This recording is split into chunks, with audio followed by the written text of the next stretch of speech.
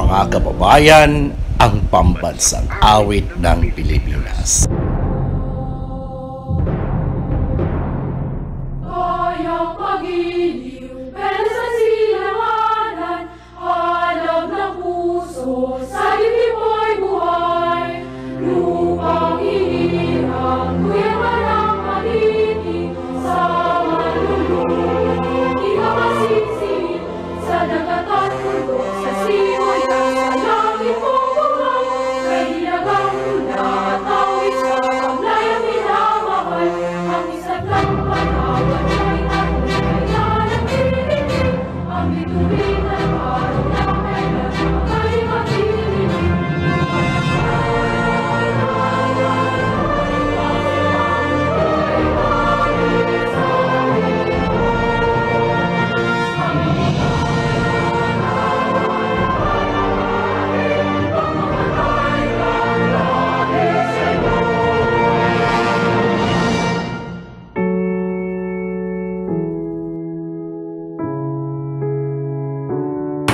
Panginoon, maraming pong salamat sa araw na ito na ibinigay po ninyo sa amin. Kayo po nawa ang siya magunat sa amin sa buong araw na ito. Kayo po nawa ang maging aming sanggalang laban sa mga paggaganip at karamdaman. Kami po nawa ang iyong gamitin sa pagkakayag ng iyong mabuting balita sa lahat ng aming ginagawa. Ito po sa manalangin sa Panginoong buto na Jesucristo na aming Diyos at Hari at mapasawalang hanggan. Amen.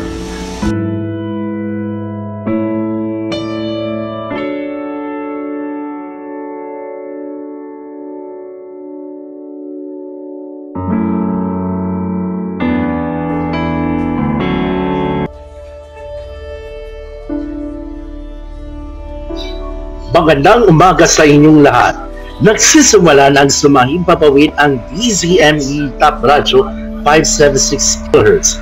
Sa hipila na commercial pagkaari ang pagmamahalan ng Glass TV na may NTC permit bilang BSD 0356-2023 REN na may visa hanggang December 31, 2028. Ang aming studio ay nasa Jimmy Forest Complex number 777, Katunan, Mandaluyong City.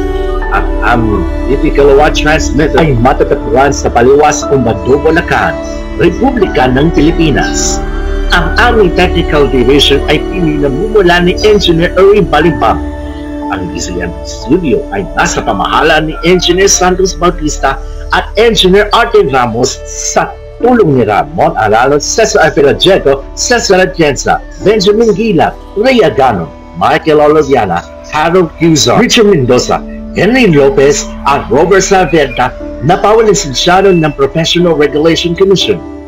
Ang DZME transmitter ay binubumala ng Engineer Erwin D. Senora, Professional Electronics Engineer number 1448, Engineer Rolfo Francisco, Electronics Engineer number 69888. Sa tulong nila Ken P. De La Cruz, Simon Matthew Seteliana, Michael De La Cruz, Ronan Paulubo, Role de Forma, Virgilina, Jonathan Balbo, Zibin Felix Zapanta, John Connor Cagumpay, Joel B. Estrada, at Liano Luis, nagpawalisensyado ng National Telecommunications Commission. Muli magandang umaga at naway pagpalain tayo na may kapal sa buong araw na ito.